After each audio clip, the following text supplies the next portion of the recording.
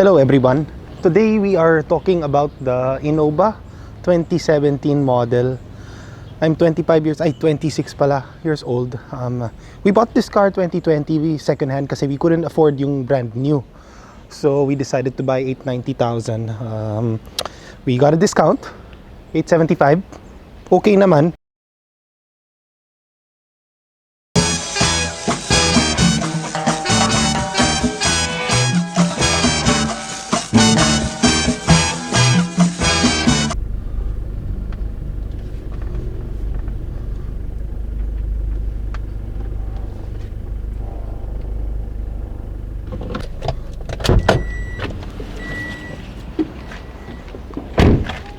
Hey everyone, welcome today. I'm here to show you a really interesting car, and I believe this is one of the most saleable cars in the Philippines, and that is your Toyota Innova. This is the G variant 2017 model, pearl white color, which I feel like is one of the nicest colors that you can find in this range. I mean, they have red, black, silver, and other colors you can choose from, but for me, the white is clean, and a lot of people like to buy white cars, and the reason for them to buy white cars is because it can be seen very clearly at night. Less accidents, right? Let's drive in and look at the whole factor of this car. So the front has this little plasticky kind of center over here, which is sturdy. It's good for its airflow, especially in terms of cooling the car. We've not had any sort of issues when it comes to overheating or anything with that regard. Also, the body is very nice. I mean, it's a big upgrade from the facelift compared to the 2010, 2011 models, 2012 models. And I think now it looks so much more sleeker, while the hood is much longer. And while you're driving, you can see the hood, which is something I like because it can give you a gauge on the front so you don't bump the car in front of you. Now, as we can see over here in the back, we'll see the 2.8 liter.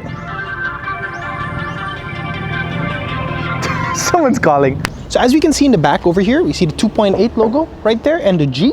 There are different variants. There's the E, G, and V. V being the top of the line, G being the mid-tier, and E being the lowest, and there's a J as well. And we see the Innova logo over here. It's a big difference from the previous model. I think it looks so much more sporty. Don't you think so? Right, she does. She does think so as well, if that's a girl. So as we can open the trunk over here, there's a button down there. And I really think that the trunk space is fantastic. I'm standing here. It's great.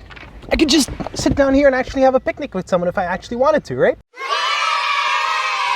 But there's also two seats back here if someone wanted to sit in the back. However, I wouldn't exactly recommend it. It's a bit tight in the back. But so far, this car should be able to fit 1, 2, 3, 4, 5, 6, 7 people in total. But for me personally, it'll fit 4 people very, very comfortably with no ease, with no issue whatsoever.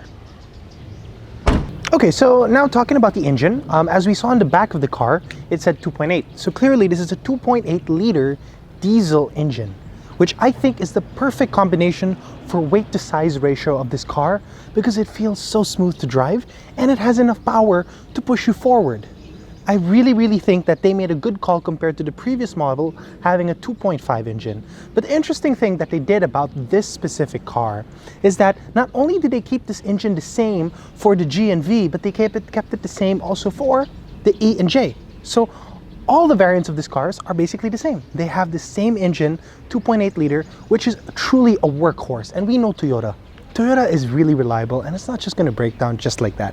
And these engines are meant to last. However, compared to the previous model, this has a bigger battery. And this battery, well, we personally use Amaron, but Motolite works and other brands work as well. This is a bit more expensive, but it lasts longer. But the reason why the battery is bigger is also because there's more air-conditioned cooling in the back as well, and there is more electronics coming with this vehicle compared to the more analog situations in the past. So this is the interior of the Innova, and I think it's a massive upgrade from the predecessor because the predecessor had a lot of plastic. This has the same amount of plastic but has a little plusher, nicer design, and also a better color combination on the interior, in my opinion. This is the 2017, so they had a little lighter color of a seat couch, more like a tiger look, which I think looks amazing. Sometimes I feel even putting a seat cover would be kind of sad because it looks so good. While on the other hand, there is a newer version which has this sort of color for the seat cover, which I think doesn't make it pop as much, which I prefer this seat cover. Now, all in all, it looks so much better. I think the steering wheel is one of the biggest upgrades because it has this nice leather touch. It's big, nice to feel, and it also feels like it has this nice wooden touch on it, which reminds me more of an Alfred than anything else. And of course, the infotainment system is a massive upgrade compared to the predecessor, even compared to the Alfred itself during its time. Now, the thing about the infotainment system is that it could have some sort of issues with regards to connectivity, and also has issues with its touchscreen.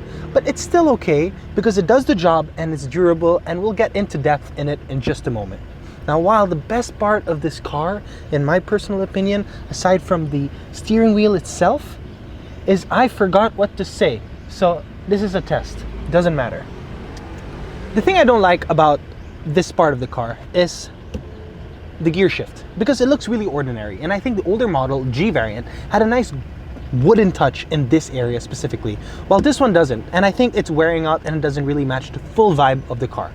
But all in all, I think it's a huge upgrade, and I'm really fond of it, and I think it's extremely comfortable.